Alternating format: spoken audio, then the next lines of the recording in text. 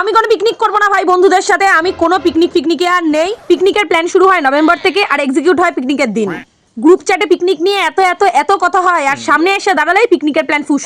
আর পিকনিকে যে বলে আমি কম খাবো, আমি মাংস খাবো না, আমি ডায়েটে আছি বা আমি ভেজ খাচ্ছি, সে সবচেয়ে বেশি মাংস ঠুসে চলে যায় ভাই। আর একজন তো এমন থাকবেই যে সেই খালি গান বাজাবে, গান বাজিয়ে বলবে এই গানটা শোন, এই গানটা না সবার ফেভারিট। ভাই গানটা খালি তোর একার ফেভারিট আর কারোর ফেভারিট না।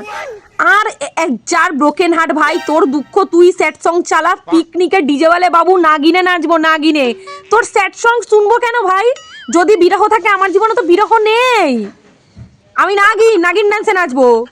আর পিকনিকে এসে যে বলে ভাই আমি সবচেয়ে তাড়াতাড়ি চলে আসবো, আমি এসে সব কাজ করে দেবো, সে সবচেয়ে লেটে আসে পিকনিকে। যে আগে আসে তাকে পিকনিকে সব কাজ করতে হয়, আর যে লেটে আসে তারই সুবিধা, বসে বসে খালি সেলফি তোলে।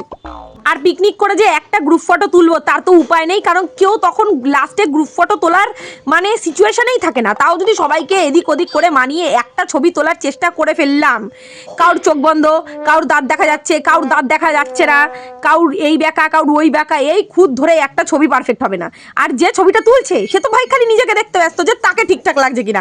বাকি দুনিয়া ভাই ভাড়মে যাক, আমি একটা করে দাঁত দেখাচ্ছি, আমাকে সুন্দর দেখলেই হলো।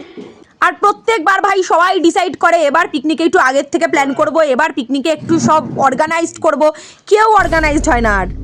আর প্রত্যেকবার ভাবি করবো না, তারপরে আমি নেচে নেচে দৌড়ে দৌড়ে সবার আগে গিয়ে বলবো ভাই পিকনিক করবি না ভাই, ক্রিসমাসে পিকনিক, 1 জানুয়ারিতে পিকনিক।